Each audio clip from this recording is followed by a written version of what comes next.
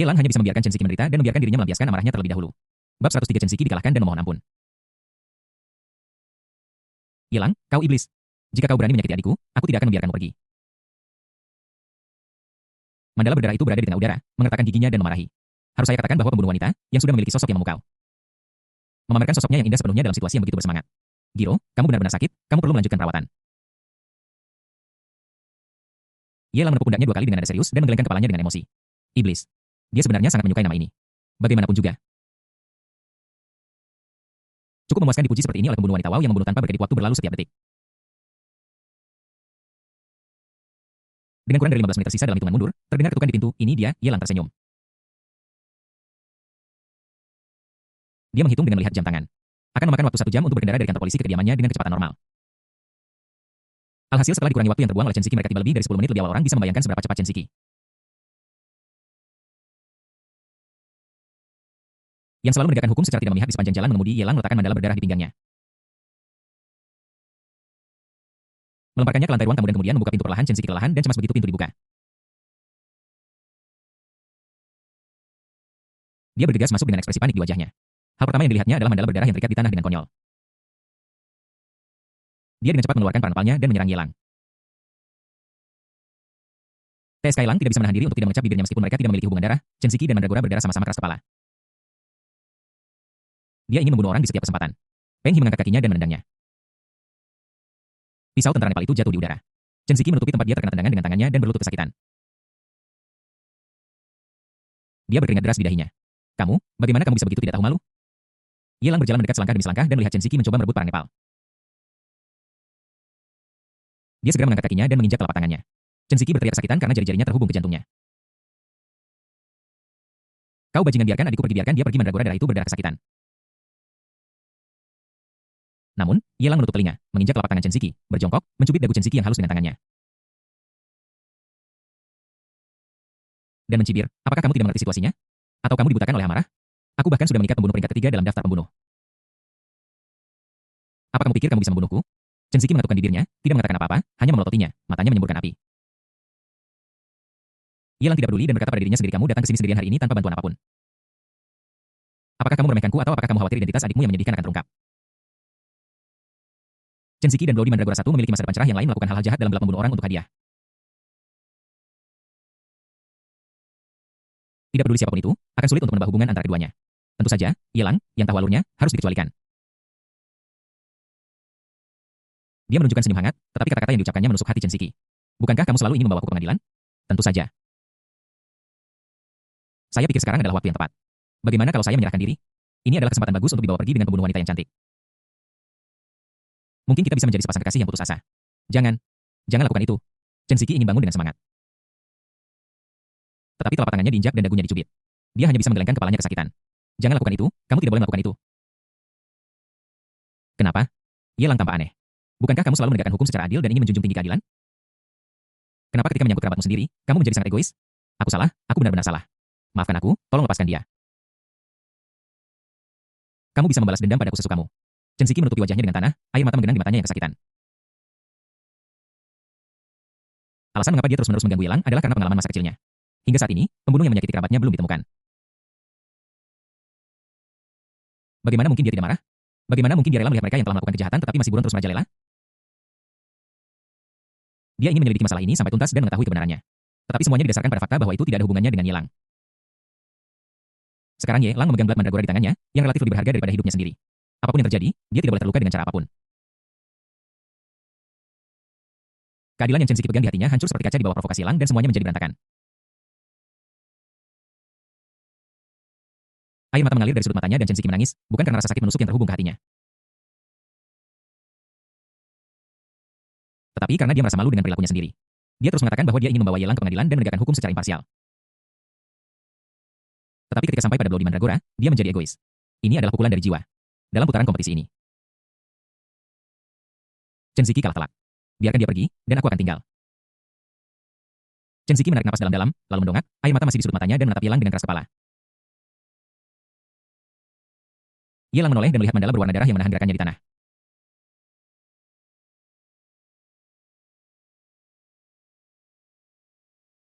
Jangan sakiti adikku. Aku sudah membunuh terlalu banyak orang. Aku bersalah. Berusaha bergerak ke sisi ini. Kedua saudara perempuan itu bersaing untuk tinggal.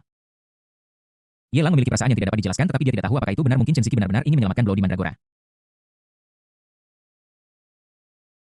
Tetapi Bloody Mandragora merayap begitu keras di tanah sehingga tampak seperti pertanda penyakit. Benda ini apakah membuat ketagihan untuk menyembuhkan penyakit? Bab 104 rahasia masa lalu teror Ye Lang penyerahan Chen Siki.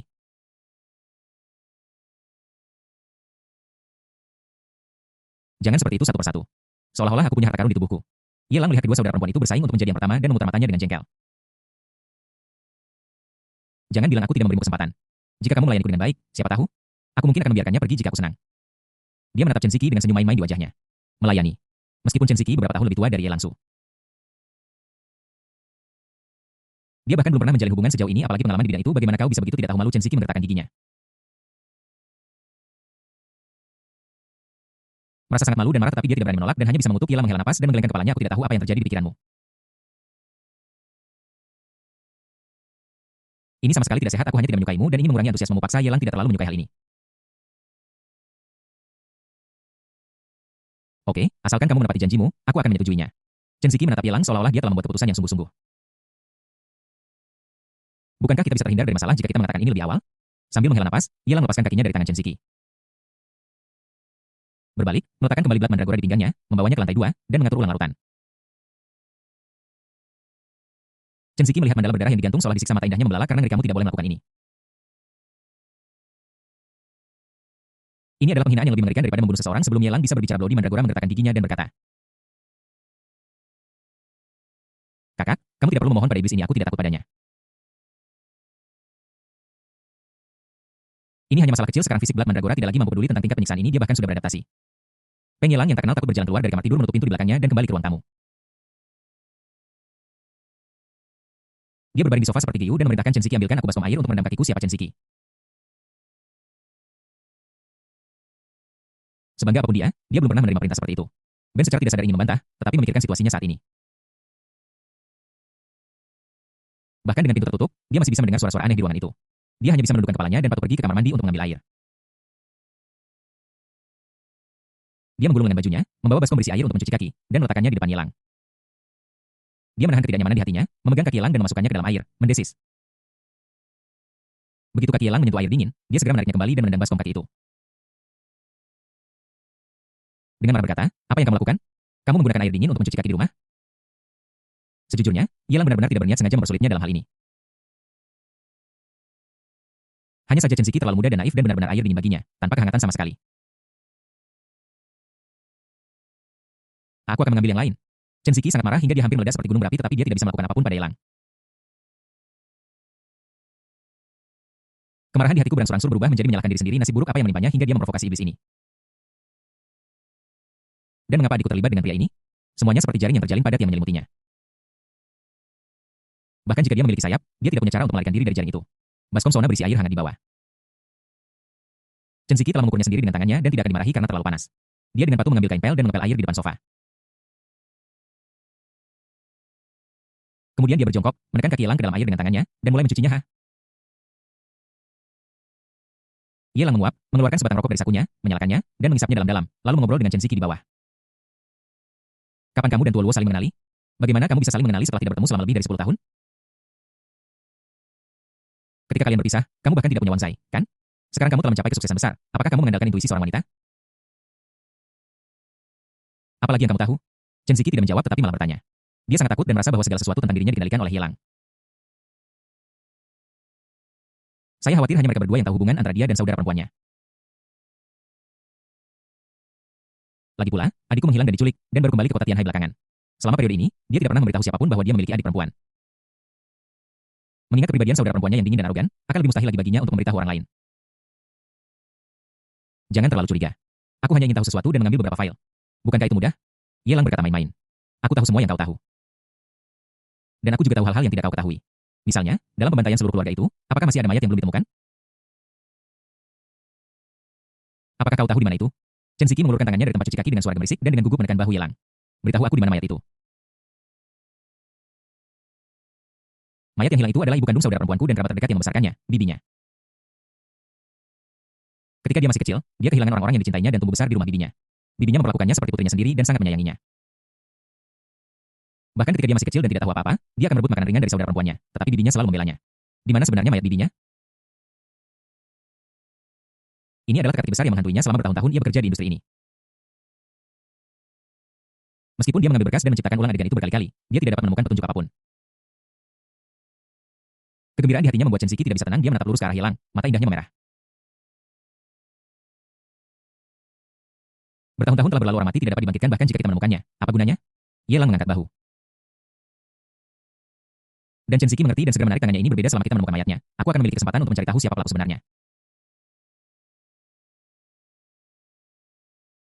Chen Shiki mengepalkan tinjunya dengan erat. Selama kamu bisa memberiku petunjuknya, aku bersedia membayar berapapun. Saat ini dia tidak lagi berniat untuk melawan Yelang. Itu bibinya, bibi tersayang.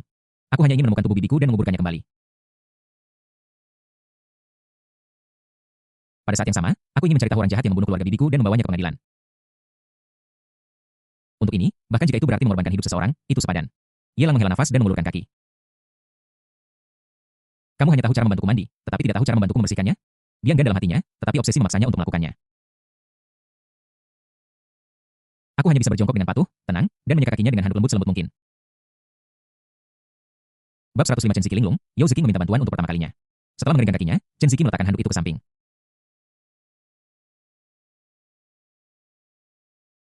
Dia menggigit bibirnya, menahan amarahnya, dan mencoba membuat suaranya setenang mungkin. Apakah kamu puas sekarang? Bisakah kamu memberitahuku beritanya? Yelang berbaring di sofa dan menunjuk ke arah baskom kaki. Baru setelah Chen Shiki mengambil airnya dan menekan punggung kakinya, Yelang perlahan berbicara. Lebih dari 1 dekade lalu, ada sebuah desa miskin di kampung halaman bibimu tempat kamu tinggal. Bahkan tidak ada sumur untuk air minum setelah keluarga bibimu mendapat masalah. Seorang yang baik hati menyumbangkan beberapa sumur, tetapi sekarang ditinggalkan. Di bawah salah satu sumur itu ada mayat yang kau cari. Chen Shiki ngeri. Bagaimana mungkin? Kenapa ada di sana? Yelang mengangkat bahunya. Bagaimana aku tahu? Mungkin seseorang melakukan kesalahan dan ingin melakukan perbuatan baik. Karena takut akan pembalasan. Atau mungkin mereka takut hantu datang untuk merenggut nyawa mereka sehingga mereka jika Anda tidak melakukan kesalahan apapun dalam kehidupan sehari-hari, Anda tidak akan takut hantu mengetuk pintu Anda di malam hari. Sudah jelas bahwa orang yang telah melakukan kesalahan ini takut. Setelah menyelesaikan kebingungan, Chen Shiki mengenakan sandalnya. Yelang naik ke atas dan di depan Chen Shiki menurunkan mandala berdarah yang tergantung di atas. Dia mendesak, tidak ada apa-apa, jangan datang ke tempatku lagi, aku tidak punya banyak waktu untuk bermain dengan kalian. Kedua saudari itu saling memandang. Bloody Mandragora menundukkan kepalanya karena malu, begitu pula Chen Shiki. Tetapi dia menelan ludah tanpa sadar, merasa sedikit bersalah. Dia datang ke sini dan bukan hanya dia tidak melakukan apapun kepada iblis besar itu. Tetapi dia juga mencuci kakinya dan melayaninya dengan penuh perhatian. Dia benar-benar malu. Di depan pintu villa, Mandragora berdarah tidak mengeluh kepada Chen Shiki. Malah, ia berubah menjadi bayangan hitam dan menghilang ke dalam malam. Chen Shiki masuk mobil pribadi dengan linglung dan pergi perlahan. Yelang baru saja berbaring dan meregangkan tubuh, bersiap untuk tidur. Ketika dia mendengar suara dingdong, dia mengangkat teleponnya dan melihatnya. Itu adalah pesan dari Yao Ziqing. Yelang, aku ingin tahu apakah kamu punya waktu untuk memijat Siar besok. Siar dan ibunya tidak punya informasi kontakmu.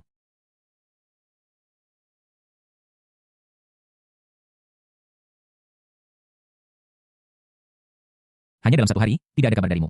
Aku khawatir aku tidak akan bisa menghubungimu di masa depan. Yelang mengetuk layar ponsel. Jalan jajanan yang aku kunjungi terakhir kali adalah pertama kalinya aku ke sana dan aku tidak tahu jalannya. Dan, Yao Ziqing, aku akan mengirimkan lokasinya padamu.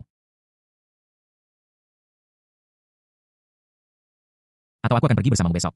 Tentu saja, jika kamu tidak ada waktu, Siar adalah anak yang baik, pintar dan ramah, tetapi kakinya selalu menjadi duri dalam hatinya.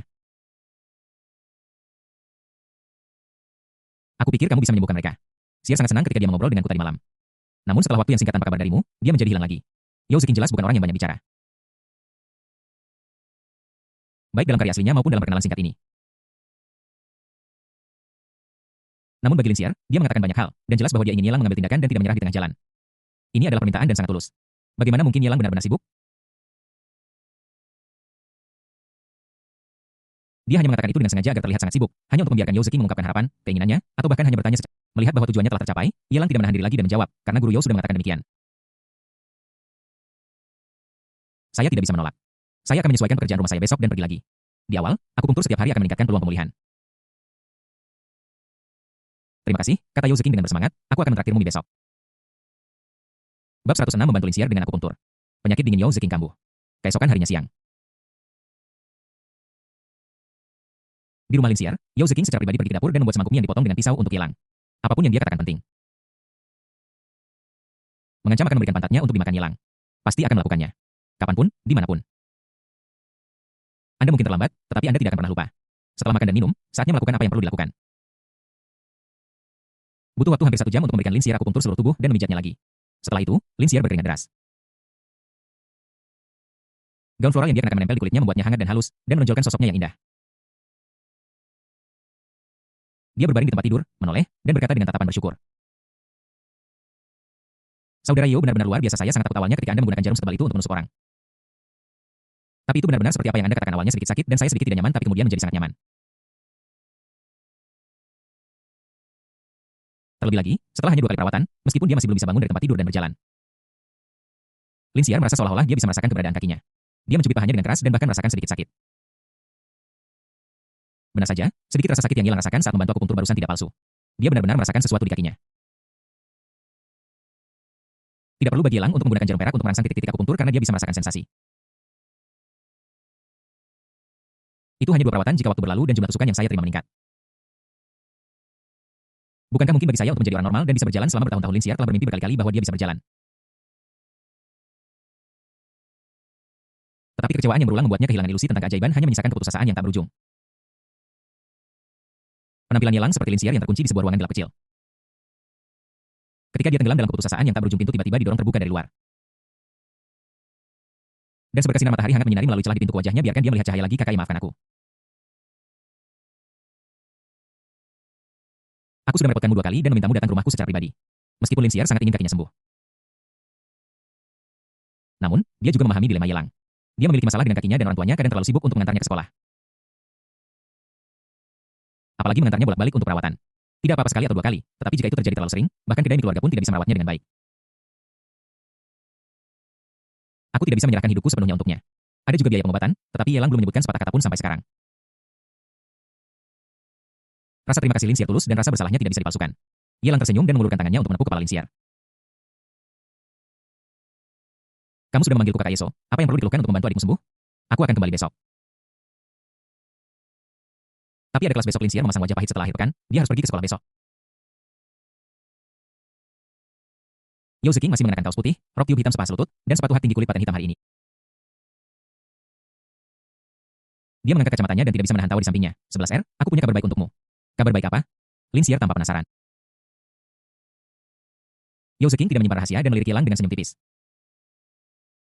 Aku belum pernah memikirkannya seperti ini sebelumnya, tetapi tadi malam aku secara khusus meminta daftar nama kepada guru kelasmu untuk melihat apakah ada siswa pindahan. Yang tidak kuduga adalah bahwa memang ada 2 siswa pindahan di kelasmu. Salah satunya adalah Yelang. Sungguh kebetulan.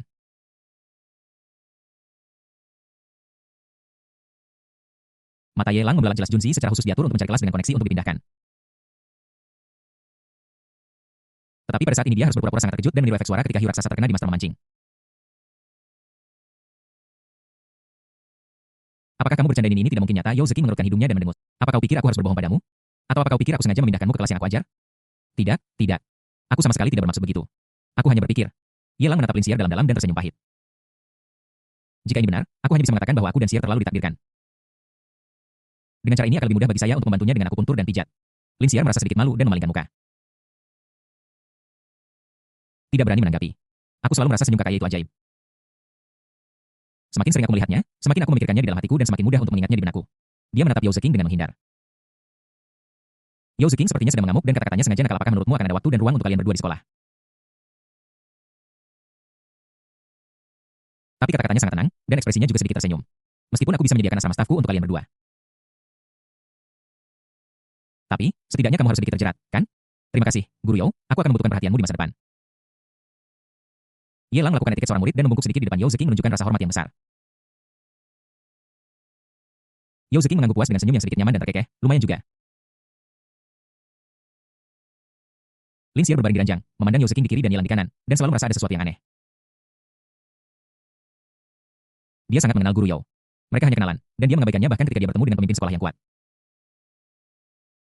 Belum lagi banyak pelamar yang mengejarnya, dia selalu menjadi orang yang sangat menyendiri. Tetapi mengapa dia bersikap seperti gadis kecil di depan Yelang? Apakah ada sesuatu di antara kalian berdua yang tidak aku ketahui? Dia bertanya tanpa sadar, Guru Yao, Kakak Ye, apakah kalian berdua saling mencintai? Begitu dia selesai berbicara, bahkan dia pun merasa takut. Apa yang terjadi? Mengapa dia menanyakan pertanyaan ini? Jelas bahwa dia tidak memikirkannya ke arah itu.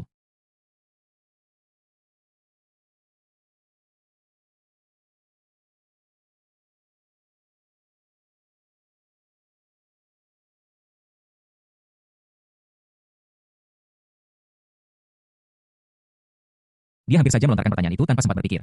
Kau iblis kecil yang pintar, kau membuat tebakan liar lagi.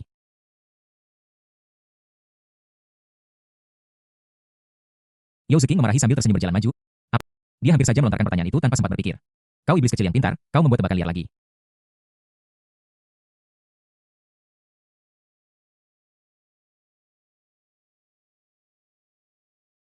Yao Ziking memarahi sambil tersenyum berjalan maju. Bukankah kita sudah sepakat bahwa jika seseorang jatuh cinta dia harus segera memberitahu orang lain apakah kamu seorang? Namun, saat dia hendak berbalik alisnya tiba-tiba berkerut dan rasa dingin yang ekstrim langsung menyapu seluruh tubuhnya dari hatinya.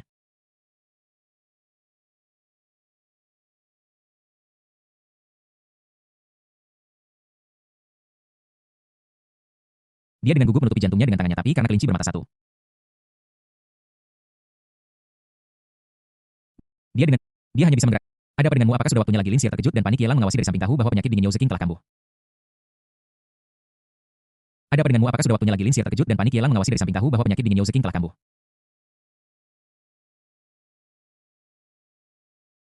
Tidak mungkin ada dalam naskah dokter ajaib yang turun gunung.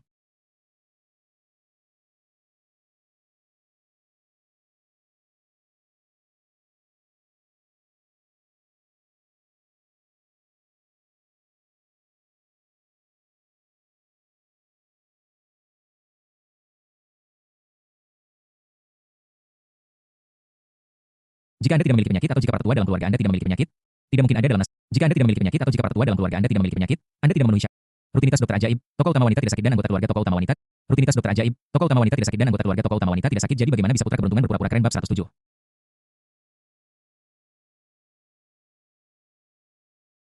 Menekan rasa dingin di tubuh Yao Ziking dan menyiapkan ranjau untuk putra takdir terlebih dahulu. Guru Yao, apa kamu baik-baik saja? Ia berjalan cepat dan menatap Yao Ziking dengan kerutan di wajahnya, tampak cemas. Yao Ziking berbalik, melambaikan tangannya dengan ringan, dan menggelengkan kepalanya. Aku baik-baik saja. Ini hanya masalah lama, aku akan baik-baik saja jika aku tahan. Ini adalah masalah yang sudah dia miliki sejak dia masih kecil. Itu akan muncul dari waktu ke waktu, dan begitu itu terjadi, dia akan merasa seperti jatuh ke dalam gua es. Terlebih lagi, seiring bertambahnya usia, masalah ini tampaknya semakin memburuk dan lebih sulit untuk ditanggung. Sama seperti Lin Xier, Yao Ziking telah mengunjungi berbagai rumah sakit besar untuk penyakit ini. Tetapi tidak ada yang bisa menyembuhkannya. Bahkan instrumen canggih rumah sakit pun tidak dapat menemukan kelainan apapun. Ia mengerutkan kening dan meraih pergelangan tangan Yao Ziking tanpa bertanya, berpura-pura bingung sambil membantu merasakan denyut nadinya. Yao Ziking membiarkan pergelangan tangan putihnya diambil, dan dia tidak merasa tidak nyaman sama sekali. Sebaliknya, sepertinya Ye Lang memiliki hati yang baik. Lin Xier menopang dirinya di tempat tidur dengan kedua tangannya seperti sedang melakukan yoga, dan bertanya dengan cemas, Kakak Ye, kemampuan medis Anda sangat luar biasa, bisakah Anda menyembuhkan? Guru Yao, guru sudah lama menderita penyakit ini, dan itu terjadi dari waktu ke waktu. Terkadang dia tiba-tiba sakit saat berbicara. Dan dia akan meringkuk menjadi bola karena kedinginan itu sangat menakutkan awalnya. Lin Xier ingin Ye Lang merawat Guru Yao. Tetapi Guru Yao tidak mengizinkannya untuk menyebutkan masalah ini ketika mereka mengobrol tadi malam. Sekarang Yao Ziking jatuh sakit di depan Ye Lang dan dia tidak lagi memiliki niat untuk membantu menyembunyikannya. Ye Lang yang sedang memeriksa denyut nadi pasien, mengendurkan kerutannya dan tersenyum sengaja meremehkan penyakit itu. Dia kemudian menginstruksikan Yao Ziking, ini bukan masalah besar. Guru Zhou Yao berbaring di ranjang duluan. Aku akan memberikanmu akupunktur untuk mengusir hawa dingin. Yao Ziking sangat kedinginan hingga seluruh tubuhnya menggigil dan giginya gemeletup. Dia hanya bisa berbaring dengan patuh di samping Lin Xier. Di mata Ye Lang, Yao Ziking dan Lin Xier, yang satu besar dan yang satu kecil, yang satu cantik dan yang satu intelek. Dua lainnya yang ceria dan hidup adalah dua wanita cantik yang hanya berbaring di depannya tanpa keraguan apapun. Lekuk tubuh yang sempurna muncul di depannya tanpa penutup. Kedua wanita itu memiliki tinggi badan yang serupa dan memiliki postur yang sama. Yao Ziking memiliki kulit yang masih cerah dan halus karena usianya, tetapi kelengkungan lekuk tubuhnya lebih bulat daripada Lin Xier. Dan lebih feminin. Meskipun Lin Xier masih muda, dia memiliki banyak daging di tempat yang seharusnya, dan saat Ye Lang membantu memijat, dia dapat dengan jelas merasakan kekencangan kulitnya. Rasanya seperti yang satu buah persik dan yang lainnya adalah apel red Fuji yang baru dipetik. Sekilas pandang, dampak visualnya jelas tidak kalah dengan saudara perempuan Bai Ruyu dan Bai Xiaoyun yang berbaring bersama. Ye Lang menarik napas dalam-dalam, lalu menghembuskannya untuk menenangkan diri. Dia mengeluarkan jarum perak dan perlahan meletakkannya di leher Yao Ziking. Menggerakkannya dengan halus seperti air mengalir. Dia bisa saja meminta Yao Ziking untuk melepas kemeja putih yang menghalangi. Bahkan jika dia tidak melakukan apapun, setidaknya dia bisa memanjakan matanya. Tetapi setelah berpikir sejenak, dia mengurungkan niatnya. Ada plot yang sangat penting yang akan terjadi pada Yao Ziking. Semakin jujur dan sopan dia sekarang, semakin acuh tak acuh dia nantinya.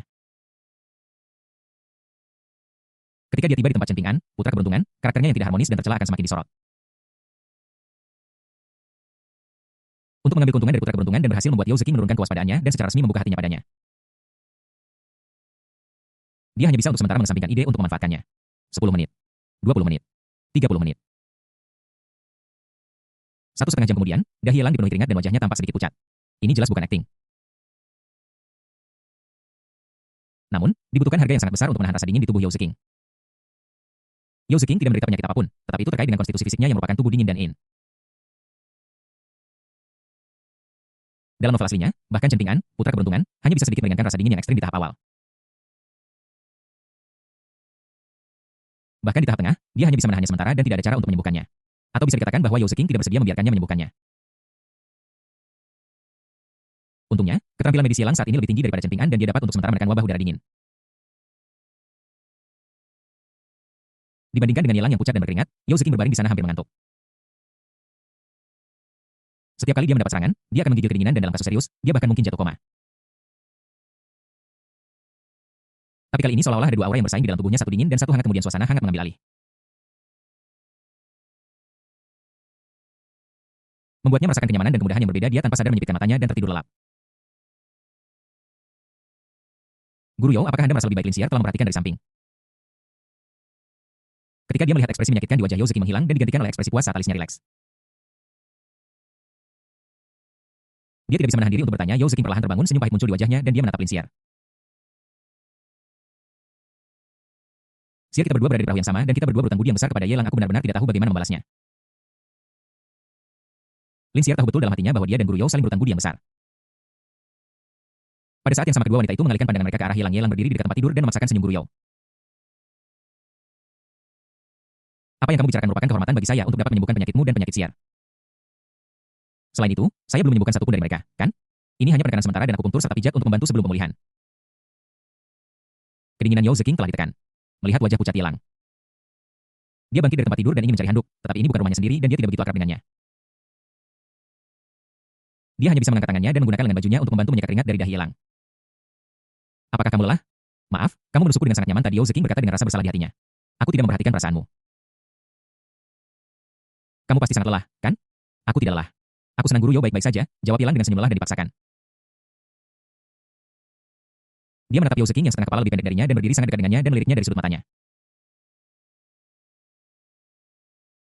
Ya, tindakan perlindungannya sangat bagus, kancingnya semua dikancingkan sampai yang paling atas, aku tidak melihat apa-apa. Hanya ada aroma samar yang terus menyerbu lubang hidungnya dari tubuh Yao Zeqing. Tarik napas dalam-dalam dan Anda akan merasa segar. Yao Zeqing sangat pintar dan dapat melihat beberapa gerakan kecil Yelang dengan sangat jelas. Tetapi dia tidak merasakan jijik sama sekali, malah dia pikir Yelang adalah orang normal. Dia bertanya dengan rasa ingin tahu, saya pernah melakukan akupunktur sebelumnya. Dan dokter Tiongkok kuno selalu menyuruh saya untuk memakai lebih sedikit pakaian, lebih disukai yang lebih dingin, agar lebih mudah melakukan akupunktur. Tapi entah itu Xiar atau Mei, kenapa kamu tidak menyebutkan masalah ini? Yelang tersenyum dan berkata dengan acuh tak acuh, beberapa dokter Tiongkok kuno mungkin tidak terlalu terampil dan memang tidak dapat menemukan titik akupunktur secara akurat melalui pakaian. Ini bukan apa-apa, saya juga mendengar dari guru saya bahwa masih ada beberapa tumorganas di bidang pengobatan tradisional Tiongkok. Meskipun tumorganas itu memiliki kemampuan, karakternya sangat buruk. Mereka sering memanfaatkan orang lain dengan dalih membantu mereka menyembuhkan penyakit. Bahkan ada beberapa yang mengklaim bahwa Anda memiliki tubuh yin yang dingin dan tidak boleh disembuhkan dengan obat apapun. Tetapi untungnya saya memiliki tubuh yang murni dan jika keduanya dapat digabungkan, saya akan dapat pulih. Bab 108. Yao Zeqing anggun seperti calamus dan tentara pengawal saya memiliki penampilan seorang kaisar. Sulit untuk dikatakan.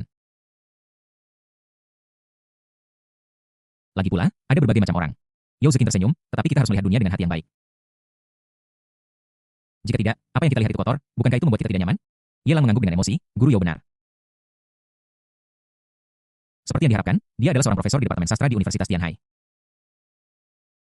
Tidak hanya sosok dan penampilannya yang terbaik, tetapi mentalitas dan kualitasnya juga jauh di luar jangkauan orang biasa. Kamu? Yao Zeqing tertawa, seanggun bunga iris. Dia ingin menjangkau dan menyentuh dahi Yelang. Tetapi jarinya berhenti di udara. Dia merasa itu agak tidak pantas, jadi dia menariknya kembali dan berkata dengan senyum masam. Jika saya benar-benar dapat mengajar siswa yang luar biasa seperti Anda, maka saya memenuhi syarat sebagai guru. Sayangnya, mereka yang menanam pohon akan menikmati naungannya. Saya baru saja mendapatkan penawaran besar, jadi saya cukup beruntung dipanggil guru oleh Anda. Persahabatan antara pria terhormat itu semurni air. Keduanya berbicara dengan sopan seperti teman lama yang sudah saling kenal sejak lama. Ada perbedaan antara wanita. Itu pepatah lama yang sama, tetap tergantung pada orang yang Anda hadapi. Chen Ziki adalah tipe orang yang sengaja mencari masalah. Jika Anda tidak memberinya pelajaran, dia akan menjadi sombong. Dia harus dihukum. Tapi Yao Ziking adalah seorang profesor wanita yang lembut, cerdas, dan cantik. Bahkan jika Anda melakukan kesalahan, dia akan mencerahkan Anda dan membiarkan Anda menyerahkan diri secara sukarela. Anda tidak boleh melakukan sesuatu yang tirani karena itu hanya akan memiliki efek sebaliknya dan bahkan dapat menyebabkan kejatuhan Anda sendiri. Ye Lang dengan sengaja menjaga jaraknya, tidak terlalu tiba-tiba dan langsung ke intinya. Hubungannya dengan Yao Ziking sangat sederhana. Cukup coba sebentar dan lanjutkan selangkah demi selangkah untuk menjaga suasana positif. Pengembangan suatu hubungan adalah proses progresif yang membutuhkan kesempatan dan kesempatan ini terletak pada Chen Ping'an. Ranjau telah dipasang dan ketika Chen Ping'an menginjaknya kesempatan itu telah tiba. Saat itu hampir malam dan saya makan satu porsi besar mie daging sapi rebus dengan hanya daging sapi tetapi tanpa mie. Ye Lang Chai kembali ke villa di bawah pengawasan keluarganya yang terdiri dari 3 orang dan Yao Ziking. Duduk di kursi belakang Mai Bachi Junzi mengemudikan mobil dengan mantap dan mengacungkan jempol ke belakang tuan. Anda benar-benar hebat. Kamu ingin belajar? Aku akan mengajarimu. Ye Lang berpikir bahwa mungkin karena dia telah bertemu 2 wanita cantik lagi sehingga Junzi terkejut. Tanpa diduga, Junzi sama sekali tidak bermaksud demikian. Dia berkata dalam keadaan linglung, mendengarkan kata-katamu setara dengan 10 tahun membaca. Aku telah mempelajarinya. Tuan, apa yang Anda katakan terakhir kali tentang membius orang benar-benar berwawasan? Ye Lang mengerutkan kening. Apakah Anda gagal dalam belajar? Apakah Anda membius manajer Zhang? Ya ampun, setelah Junzi mengikutinya, sisi gelap hatinya terbangkitkan. Mereka sudah berada dalam hubungan semacam itu namun mereka masih membiusnya. Nono Junzi menggelengkan kepalanya. Manajer Zhang dan saya tidak lagi memiliki kontak. Itu tidak cocok. Ye Lang menjadi curiga. Apa yang terjadi? Bukankah Junzi menyukai manajer Zhang? Junzi menghela napas. Manajer Zhang bukanlah orang yang baik. Dia punya pacar dan menyembunyikannya dariku. Awalnya aku tidak berniat untuk mengejar masalah ini dan hanya menganggap dia tidak tahu apa-apa. Lagi pula aku tidak menderita kerugian apapun dan itu disetujui oleh kami berdua. Tapi ada sesuatu yang salah dengan manajer Zhang baru-baru ini. Dia benar-benar mengaku padaku dan berkata dia ingin putus dengan pacarnya dan secara resmi bersamaku. Ye Lang bersenandung, bukankah itu bagus? Junzi tersenyum pahit. Apa bagusnya itu, tuan muda saya orang luar sebelumnya.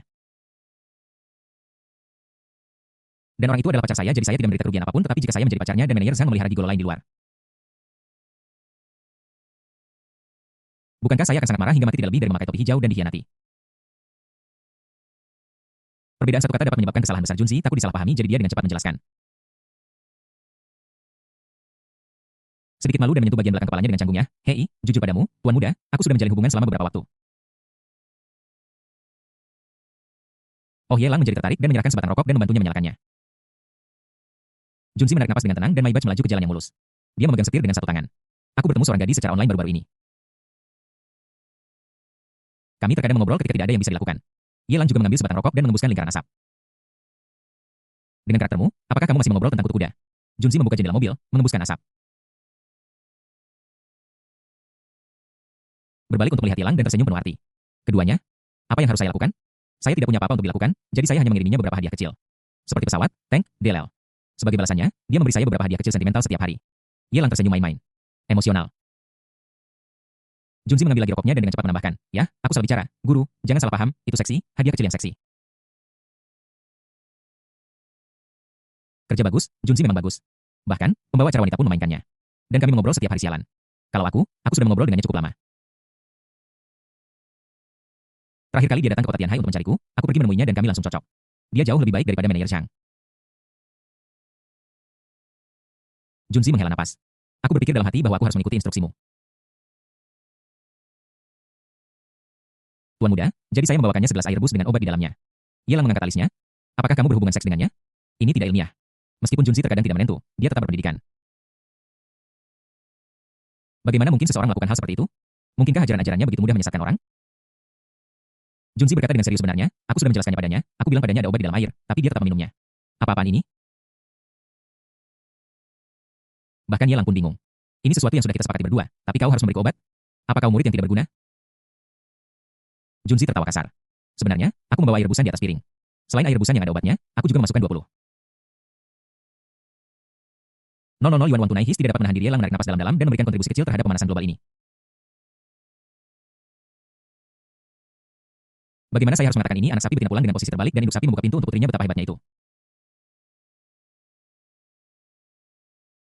Aku tidak menyangka dia benar-benar ditipu oleh Junzi. Sepertinya terakhir kali dia menipu rekan-rekan lamanya, pasti bukan kecelakaan.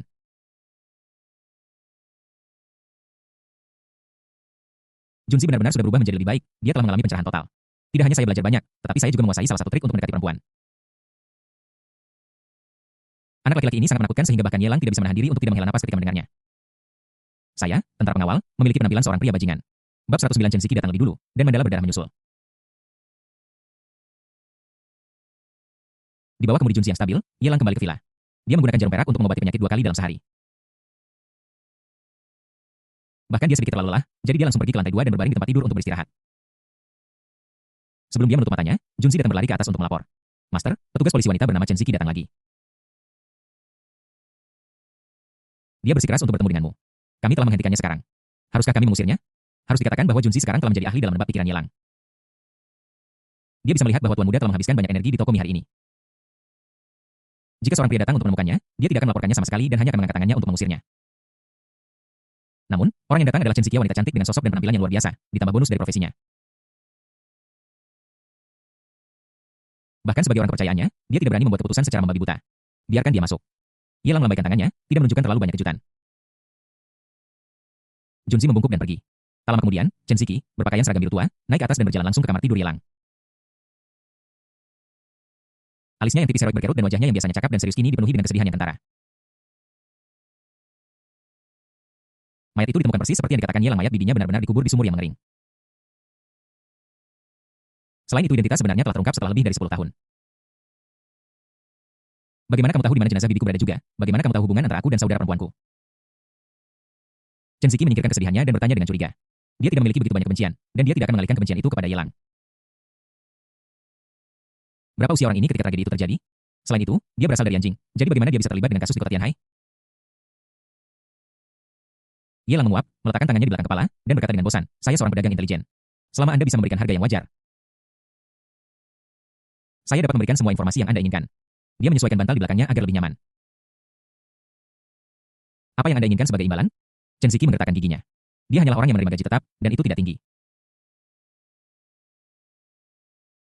Dia harus menunggu sampai bonus akhir tahun dibayarkan untuk mendapatkan 40 dari gaji tahunannya. Namun, sudah bertahun-tahun berlalu dan beberapa petunjuk telah hilang. Tidak mungkin untuk memverifikasi siapa yang menyumbangkan sumur-sumur itu. Jelas bahwa orang di belakang telah menghilangkan semua jejak. Jika Chen Siki tidak memiliki petunjuk, dia tidak akan menaruh harapannya pada Yelang. Lagi pula, pria ini bahkan tahu di mana jasad bibinya berada, jadi dia mungkin juga mengetahui beberapa rahasia di baliknya. Bagaimana menurutmu? Yelang tampak geli. Memikirkannya dengan saksama, dia menyadari bahwa dengan status Yelang, tidak mungkin baginya untuk menginginkan gajinya yang kecil. Chen Siki merasa sedikit malu dan kesal dengan tatapan itu, tetapi dia harus menekan emosi itu.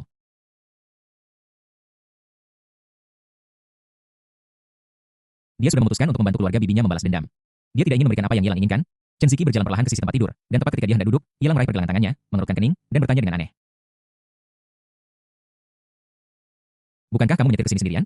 Chen Siki bingung, tidak tahu apa hubungannya. Dia hanya menggelengkan kepalanya dan berkata, tidak, aku hanya kebetulan lewat sini.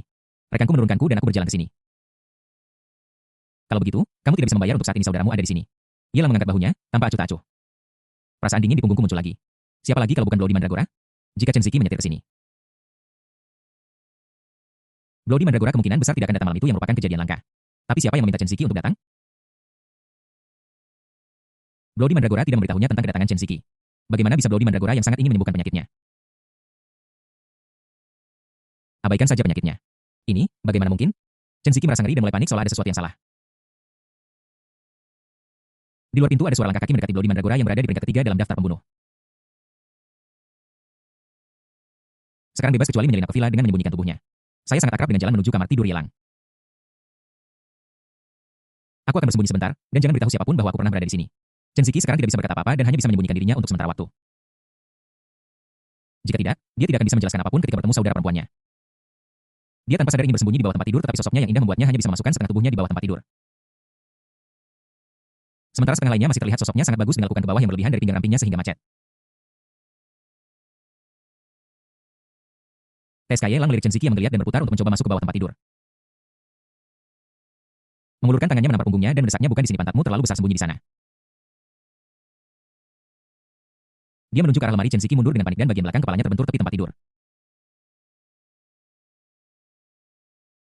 Dia menutupi kepalanya karena kesakitan dan air mata jatuh dari matanya, tapi sekarang dia tidak punya waktu untuk bersedih. Dia buru-buru membuka pintu lemari dan bersembunyi di dalam cicit.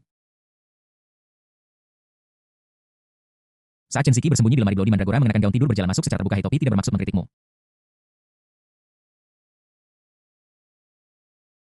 Tapi adikmu menangkapmu tadi malam, jadi mengapa kamu di sini lagi malam ini? Mengobati penyakit dan menyelamatkan nyawa tidak hanya 1 atau 2 hari. Kau harus memberiku kesempatan untuk mempelajari strategi pengobatan, kan?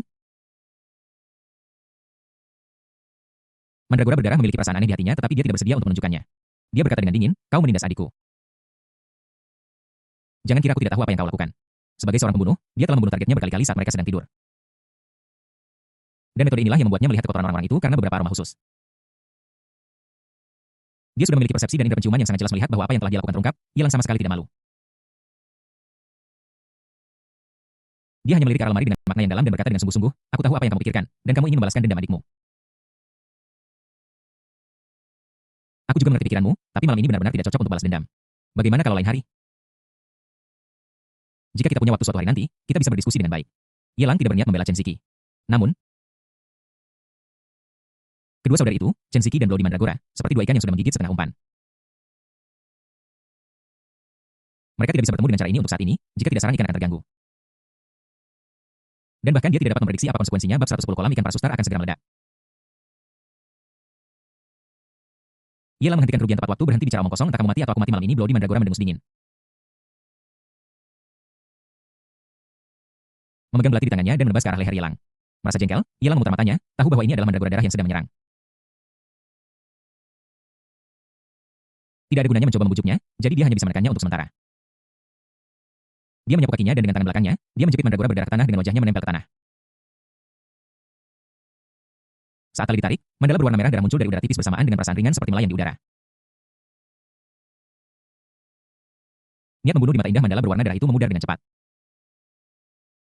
Bantu adikku untuk membalas dendam. Entah kau atau aku yang akan mati. Wanita ini benar-benar mengatakan satu hal dan bermaksud hal lain. Bukankah dia langsung tenang begitu dia ditaklukkan? Dia bahkan tidak bersumpah, dia hanya berdiri di sana sambil menggerakkan gigi seolah-olah dia sedang menahan sesuatu. Rasa sakit? Tidak, sama sekali tidak. Yelang yang sudah banyak melihat tahu dengan jelas bahwa dia sama sekali tidak merasakan sakit apapun, dan bahkan mungkin merasa puas. Dan sengaja tidak mengeluarkan suara apapun. Bagaimana mengatakannya? Mata Yelang melirik bolak-balik antara lemari pakaian dan mandala berdarah itu. Kedua saudari itu, yang satu di lemari dan yang lainnya di udara, jelas sangat dekat satu sama lain, namun mereka tidak berani saling mengenali. Yelang merasa bahwa dia menjadi semakin mahir dalam drama memecah belah orang semacam ini. Seiring berjalannya waktu, kebencian di hati Blood Mandragora berangsur-angsur mereda dan niat membunuh di matanya berangsur-angsur menghilang. Yelang bangkit dari tempat tidur dengan pertimbangan meraba-raba di lemari, mengeluarkan kain lap membekap mulutnya dan menghiburnya dengan lembut. Jangan menyerah begitu saja. Ketika kamu perlu marah, kamu masih harus memiliki sedikit emosi. Tepat ketika dia berulang kali merangsang saraf mandala berdarah, suara Su Xiao datang dari bawah villa tuan. Aku kembali.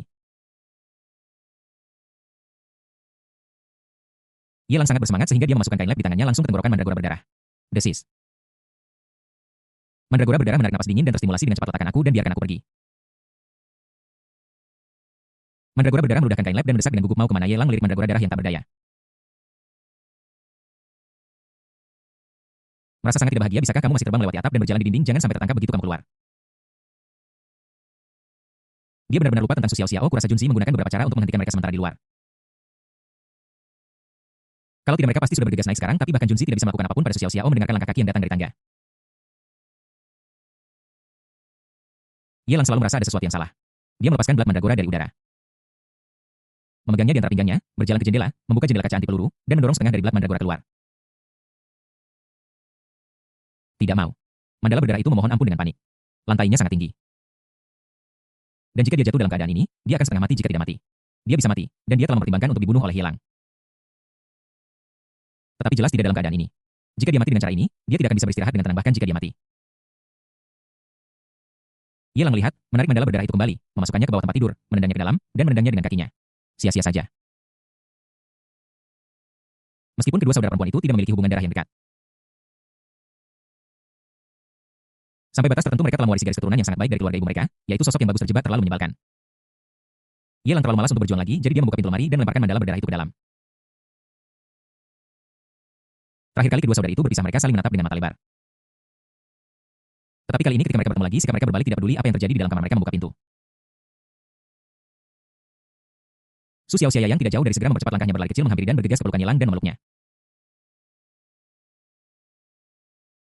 Su Xiao cemberut dan memberinya ciuman ringan di pipi, merasa sedikit bersalah. Tuan, maafkan saya benar-benar terlalu sibuk di panti asuhan. Saya harus pergi ke kelas dan mengajak anak-anak keluar untuk mengumpulkan lagu-lagu daerah. Benar-benar buang-buang waktu. Selain itu, nenek direktur sedang kurang sehat akhir-akhir ini, jadi saya harus pergi dan menyapu gedung, atau anak-anak mungkin akan ribut dan tidak tidur.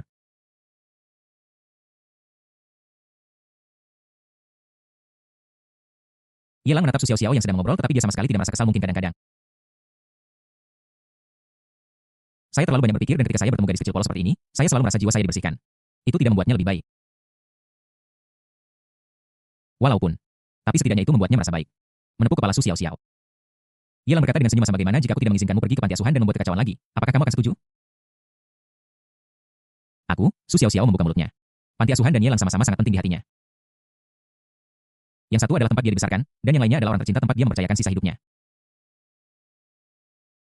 Tanpa panti asuhan, dia mungkin sedih dan tersiksa. Tetapi jika tuan muda itu pergi, dia mungkin akan mati.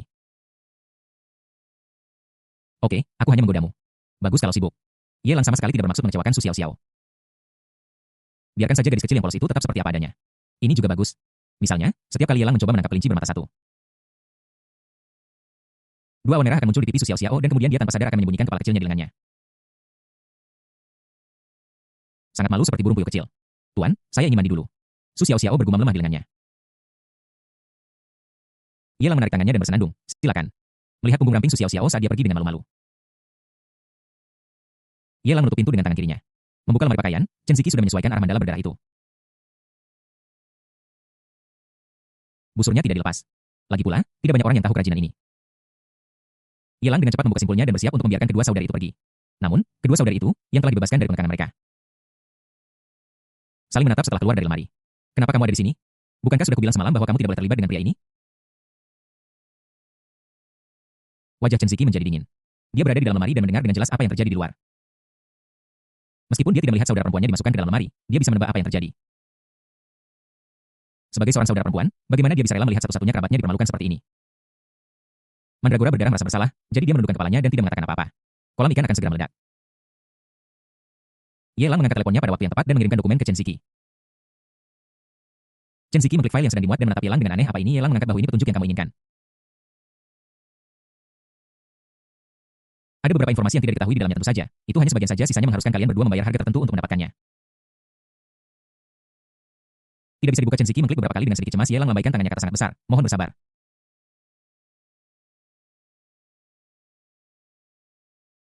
Bab 111 kakak iparmu berasal dari keluarga kaya. Setelah beberapa saat, berkas itu dibuka. Chen Ziki membacanya dengan cermat. Itu dipenuhi dengan informasi tentang donasi sumur-sumur itu.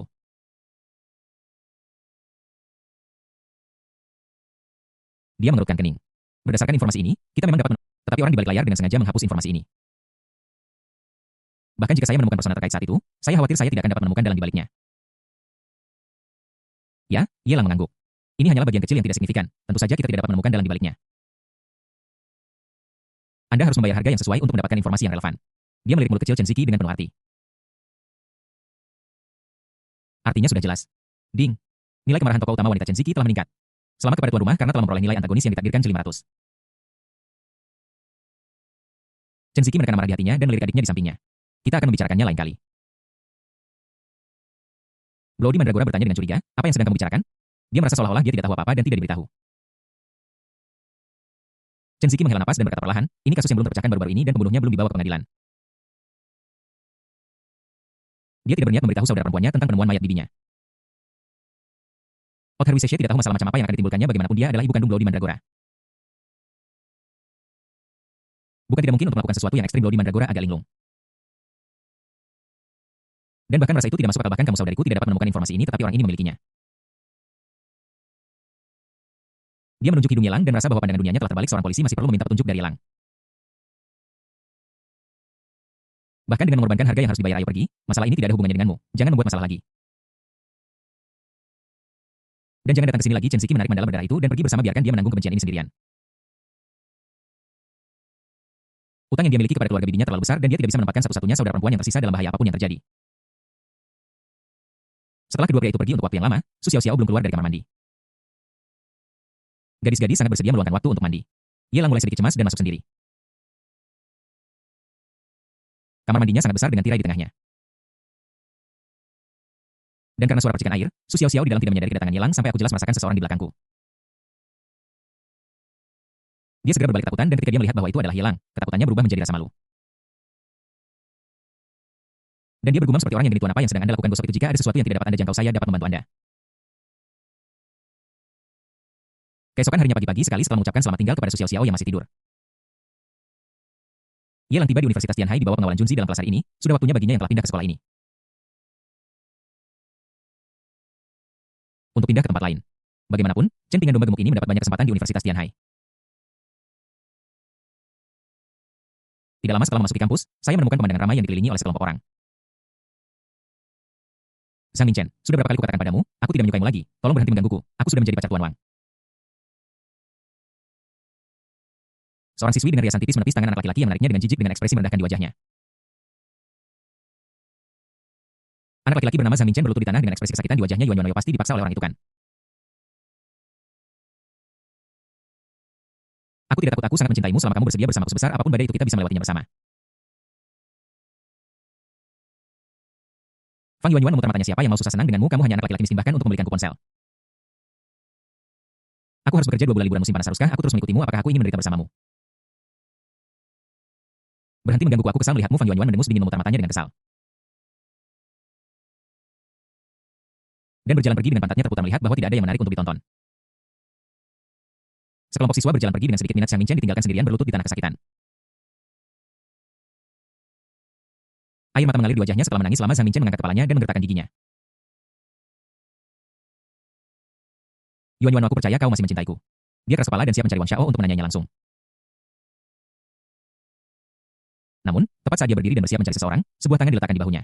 Zhang Minchen berbalik dan melihat Ye Lang yang tidak dikenalnya. Untuk sesaat, di bawah temperamennya yang superior, dia tidak bisa mengangkat kepalanya dan bertanya dengan lemah, "Siapa kamu?" Ye Lang tersenyum hangat dan berkata, "Tidak masalah, siapa saya? Apakah kamu tahu identitas Fang Yuan? Dia berasal dari keluarga kaya."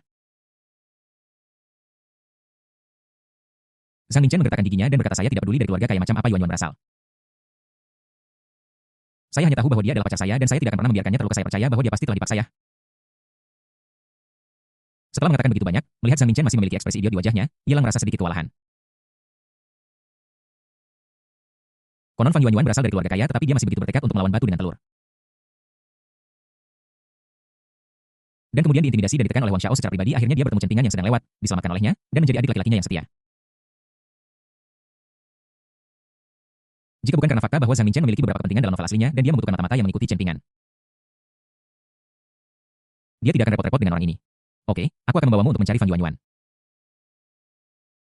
Ye Lang tidak berani melepaskan mata-mata sebaik Zhang Minchen hanya demi kelas. Orang ini benar-benar keras kepala. Dia kebetulan bertemu dengannya. Siapa tahu kapan dia akan pergi mencari Tuan Wang sialan itu. Jika Chen Ping sampai di sana duluan, bukankah dia akan kehilangan agen penyamaran hebat seperti Zhang Minchen? Aku menelepon Junzi dan memintanya untuk menunggu di gerbang sekolah. Aku juga memesan kamar pribadi di ponselku sebelumnya dan menelepon untuk menentukan waktu. Kemudian, di bawah tipu daya konstan Ye Lang, Zhang Minchen diseret ke kursi belakang Maibach. Setelah meninggalkan Universitas Tianhai, dia langsung menuju rumah-rumah mewah di pusat kota. Baru setelah dia duduk di dalam kotak, Zhang Minchen melihat sekeliling dengan ketakutan pada dekorasi yang mewah dan megah. Di sisi ini sebuah klub. Zhang Minchen menelan ludahnya, merasa sedikit gelisah. Dia masih anak laki-laki kecil yang naif. Sejak dia mulai berkencan dengan Fang Yuan hingga sekarang, mereka hanya berpegangan tangan dan bahkan belum pernah berciuman. Bagaimana mungkin aku pernah ke tempat seperti ini? Bukankah kamu bilang kamu akan membawaku mencari Yuan?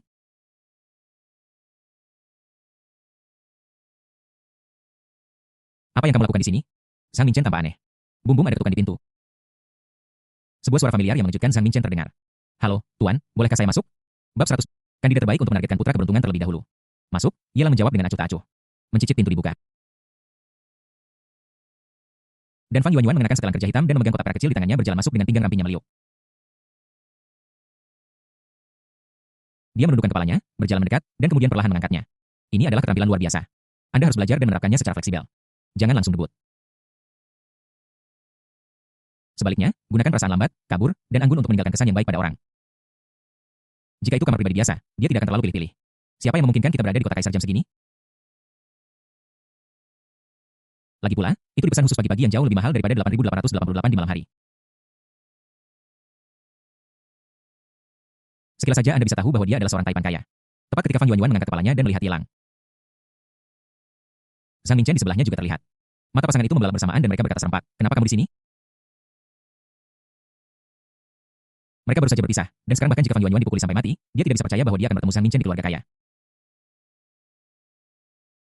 Tempat ini adalah tempat kelas atas yang tidak akan pernah bisa dia kunjungi sepanjang hidupnya. Yuan Yuan, kenapa kamu di sini? Zhang Minchen bertanya dengan kosong seperti orang idiot. Bahkan jika dia tidak mau mengakuinya pada saat ini. Dia tersadar ketika dia ingat apa yang Ye Lang katakan. Pacar tercintanya sebenarnya berasal dari keluarga kaya. Maaf, VIP, saya ada urusan lain, saya mungkin tidak bisa datang untuk pesanan ini jam segini. Otot-otot di wajah Fang Yuanyuan tidak bisa lagi menegang. Dia dengan cepat menundukkan kepalanya, membungkuk, dan bersiap untuk berbalik dan pergi. Tapi bagaimana mungkin Ye Lang rela melewatkan kesempatan bagus seperti itu? Bukankah itu hanya uang? Jika bukan karena uang, mengapa Fang Yuanyuan yang seharusnya pergi bekerja larut malam, datang ke sini di siang bolong? Mengambil tas hitam dari tangan Junzi, Ye Lang mengeluarkan 2 tumpukan uang kertas merah yang tersusun rapi dan melemparkannya ke Fang Yuanyuan. Cukupkah? Gurgle. Fang Yuanyuan melirik ke bawah dan tidak bisa menahan diri untuk menelan ludah dengan rakus. 20.000 yuan. Ini setara dengan gaji bulanannya. Selain itu, dia baru bekerja di keluarga kaya itu untuk waktu yang singkat dan tidak memiliki tabungan. Jumlah uang ini sudah banyak baginya. Jika Zhang Minchen tidak ada di sini, bagaimana dia bisa menolak sama sekali? Ini sudah dilarikan. Namun, kenyataan tidak memungkinkannya untuk melakukannya. Dia baru saja mencampakkan Zhang Minchen dan sudah berkencan dengan Wang Xiao. Tidak ada gunanya menyerahkan pria sebaik itu hanya untuk 20.000 yuan. Tanpa menunggu Fang Yuanyuan menolak. Ye Lang mengeluarkan uang dari tasnya dan melemparkan tumpukan uang $100 merah ke arah Fang Yuanyuan 30.000 40.000. 50.000, 100.000 apakah itu cukup? Tidak bisakah kita bersenang-senang saja? Ye Lang bertanya sambil tersenyum. Mereka sudah diobral. Dengan harga ini, apalagi Fang Yuanyuan, bahkan model tingkat 18 atau bahkan gadis kecil sederhana pun lebih dari cukup. Jika Fang Yuanyuan masih belum puas, Ye Lang secara alami akan terus menaikkan harga. Untuk agen penyamar Zhang Minchen, harga ini hampir dapat diabaikan. Tapi bagaimana mengatakannya? Sebagai seorang penjelajah waktu, dia tidak tahan dengan perilaku menaikkan harga yang jahat semacam ini. Fang Yuanyuan mengangkat kepalanya dan menatap Zhang Minchen dengan serius. Kamu tidak boleh memberitahu siapapun tentang apa yang terjadi di sini hari ini. Mengerti bahkan pada titik ini, bahkan identitasnya telah terungkap. Di dalam hati Fang Yuanyuan, Zhang Minchen masih tidak pantas untuknya. Zhang Minchen mengangguk dengan bingung. Fang Yuanyuan melepaskan ikat rambutnya, memperlihatkan rambut hitamnya yang panjang. Dia menarik kerahnya dan menatap Ye Lang dengan senyum menawan. Dear guest, apakah Anda ingin datang duluan? Atau apakah Anda berdua ingin datang bersama? Atau apakah Anda bertiga ingin datang bersama? Ye Lang, Junzi, dan Zhang Minchen total 3 orang, Fang Yuanyuan juga tidak mau melakukannya. Tetapi dia merasa sedikit tidak nyaman membawa 100.000 yuan sendirian, jadi dia meminta sendiri. Jumlah uang yang sangat besar seperti itu adalah sesuatu yang mungkin tidak bisa dia dapatkan bahkan jika dia bekerja keras selama beberapa bulan. Bahkan jika aku mengikuti Wang Xiao, siapa yang tahu kapan aku akan dicampakkan? Dia tidak bisa menjamin bahwa dia bisa mendapatkan uang tunai 100.000 yuan dari Wang Xiao. Beberapa hal materi mungkin diambil kembali setelah putus, tetapi hanya uang tunai di tanganmu yang menjadi milikmu. Terlebih lagi, jika dia terus melakukan ini selama beberapa bulan lagi, kemungkinan ketahuan akan semakin besar. Akan lebih baik baginya untuk hanya melakukan pekerjaan ini dan pergi. Dia satu-satunya. Ye Lang menunjuk Zhang Minchen di sebelahnya. Dan melihat bahwa dia tidak bergerak, dia bertanya dengan rasa ingin tahu, kamu tidak mau?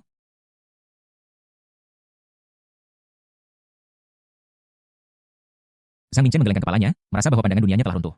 Ikut denganku. Fang Yuanyuan meraih Zhang Minchen dan menariknya ke dalam kotak tanpa menunggu dia menolak. Ini adalah kotak kaisar, yang sangat besar dan tidak hanya memiliki area rekreasi dan hiburan, tetapi juga area istirahat.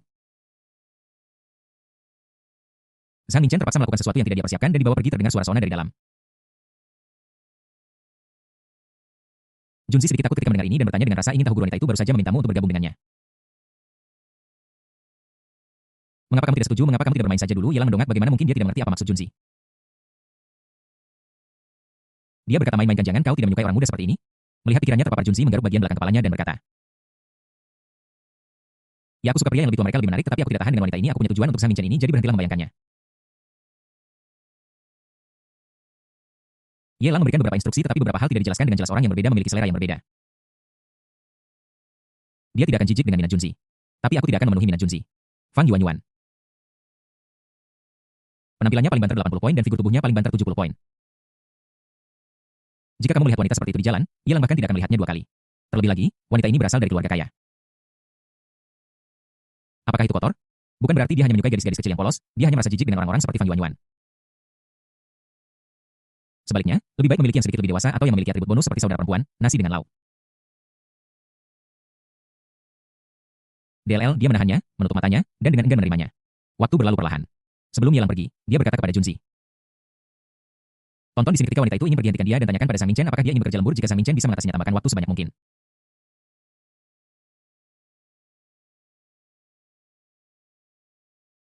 Dia membuka pintu kota itu dan melirik sosok cantik yang menghilang di ujung koridor dengan senyum jahat di bibirnya. Ini adalah pertama kalinya dia bertemu dengan Bloody Mandragora di luar malam hari. Sepertinya umpan yang dipasang tadi malam telah digigit oleh ikan mandrake berdarah bab 113 berlatih lebih banyak dengan piala bintang. Mengikuti Mandragora berdarah setelah berbelok beberapa kali lang dengan santai berjalan ke toilet wanita, aku melihat sosok cantik berdiri di dekat jendela.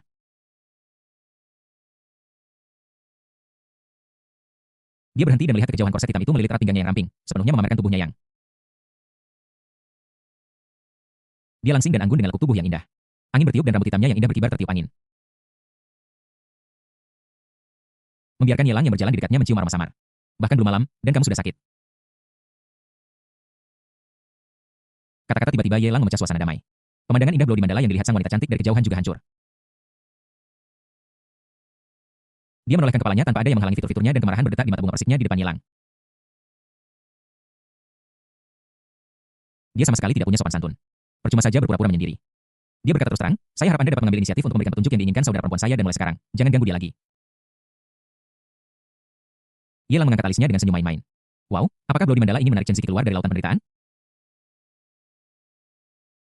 Meskipun kedua saudara itu tidak memiliki hubungan darah, hubungan mereka sangat dalam. Tapi apa hubungannya ini dengan dia? Yelang bukanlah orang yang baik hati. Jika Anda ingin mendapatkan sesuatu sebagai imbalan, Anda harus memberi terlebih dahulu. Bloody Mandragora mengetahuinya dengan baik. Dan sebelum Yelang bisa berbicara, dia menggertakkan gigi dan berkata, aku bisa memberimu hadiah yang kau inginkan. Yelang mengulurkan tangan dan meraih tangan yang disodorkan Blood Mandragora kepadanya, sambil mencibir. Kau pikir petunjuk dariku terlalu murah, ya kan? Atau, apa kau pikir dirimu terlalu mahal? Jika aku punya pikiran seperti ini, apa menurutmu kau masih akan untuk sekarang, imbalan? Apakah ini hadiah yang pantas untuk Bloody Mandragora? Saya khawatir ini seharusnya menjadi hadiah. Saya kira setelah dia mengembangkan resistensi terhadap peralatan medis di rumahnya, dia ingin mengubah metode perawatannya. Kenapa kamu masih di sini merengek dan memohon petunjuk? Di mana hal sebaik ini bisa terjadi? Lalu apa yang kamu inginkan? Bloody Mandragora berkata dengan dingin karena malu dan marah itu berarti tidak ada tamu di rumah keluarga kaya saat ini. Kalau tidak, itu pasti akan menyebabkan keributan. Yelang mendesak, keluarkan ponselmu dan aku akan mengirimu daftar setelah beberapa saat. Bloody Mandragora mengikuti instruksi Yelang dan mendapat dokumen Word yang besar butuh waktu lama untuk memuatnya, tetapi masih belum terbuka. Dia tidak bisa menahan untuk memutar matanya. Apa kamu tidak bosan? Kamu terus mengirim ini, apa kamu tidak menyebalkan? Tidak bisakah kamu membawa dokumen saja? Apakah kamu harus mengirim pesan? Pamer? Tidak bisakah kamu memberitahunya langsung? Yelang menunggu dengan tenang selama 2 atau 3 menit hingga Word terbuka. Setelah Bloody Mandala dengan cepat menelusurinya, dia perlahan berkata, saya perlu Anda melakukan sesuatu dengan orang-orang di sini, terutama orang tua dari keluarga Yo ini. Akan lebih baik jika Anda dapat membantu saya menyelesaikan berbagai hal hari ini. Semua ini adalah peran pendukung yang dipasang oleh Chen Ping untuk memaksanya menampar wajahnya, dan status mereka tidak rendah. Memintanya untuk menyelesaikan mereka satu persatu akan merepotkan, dan yang paling penting, membuang-buang waktu. Jika Anda memiliki energi ini. Bukankah menyenangkan bermain game dengan xiao-xiao di rumah? Akan lebih baik menyerahkannya kepada para profesional seperti Bloody Mandala. Terlebih lagi, umpannya sudah dipasang tadi malam. Alasan mengapa aku tidak mengatakannya tadi malam adalah karena ada Chen Siki di sana. Jika beberapa hal diucapkan dengan keras, mereka akan diblokir. Setidaknya, jika Anda mengatakannya di depan wanita seperti Chen Siki. Kamu pasti akan dihentikan, tapi sekarang Bloody Mandragora sendirian tanpa beban, apapun lagi pula jurusan saya sangat cocok dan saya tidak akan menolak latihan seperti itu.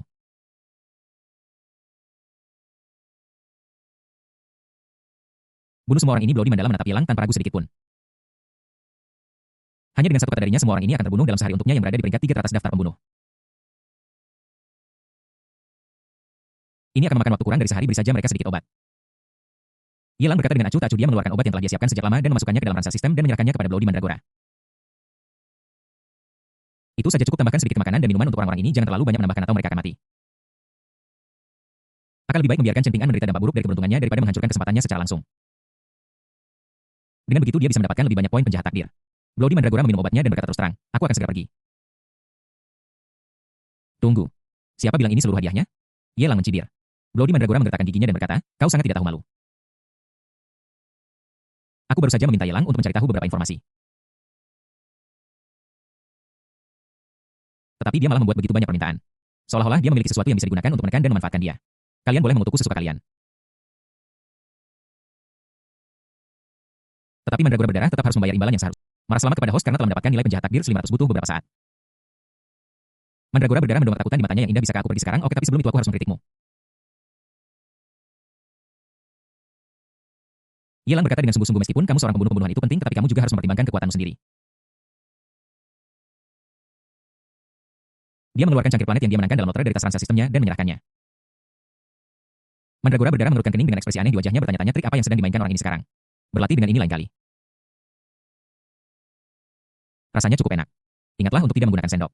Setelah memberi perintah, ia langsung kembali ke kota kaisar. Zhang Minchen sudah keluar dan sedang duduk di sofa dengan wajah sedih. Ketika dia mendengar pintu terbuka, dia segera mendongak dan berkata dengan malu, "Tuan Muda Ye." Ia langsung duduk di sampingnya dengan ramah dan menepuk bahunya. "Bagaimana perasaanmu?" Zhang Minchen menggelengkan kepalanya, "Tidak terlalu baik. Dia satu-satunya yang tampil di sana, saya tidak tertarik padanya." Ekspresi Lang menjadi aneh dan dia menatap Zhang Minchen dengan penuh hati. Zhang Minchen sedikit takut ditatap. Dan dengan cepat menjelaskan terlalu gelap bab 114 melaporkan bakat kecil Ye Lang menyamar Zhang Minchen.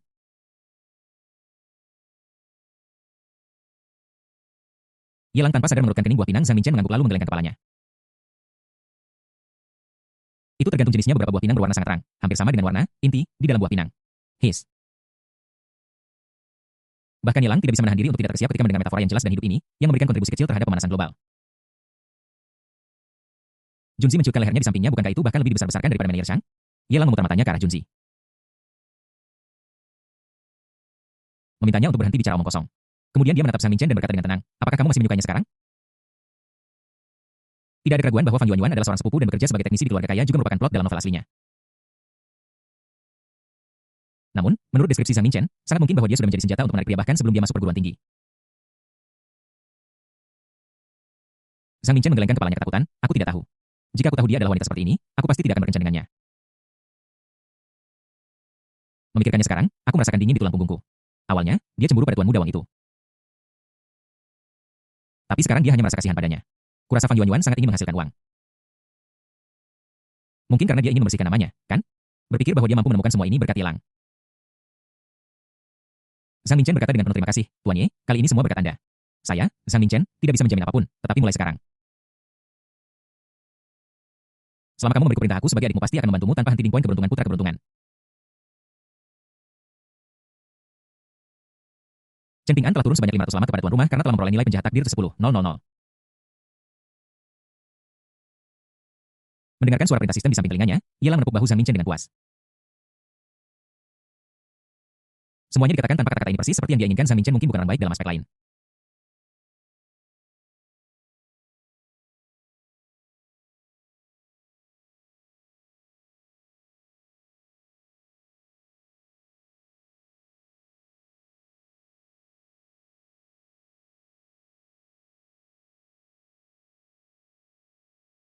Chen Ping'an telah turun sebanyak 500 alamat kepada tuan rumah karena telah memperoleh nilai penjahat takdir ke-10.000. Mendengarkan suara perintah sistem di samping telinganya, Ye Lang menepuk bahu Zhang Minchen dengan puas. Semuanya dikatakan tanpa kata-kata ini persis seperti yang dia inginkan. Zhang Minchen mungkin bukan orang baik dalam aspek lain.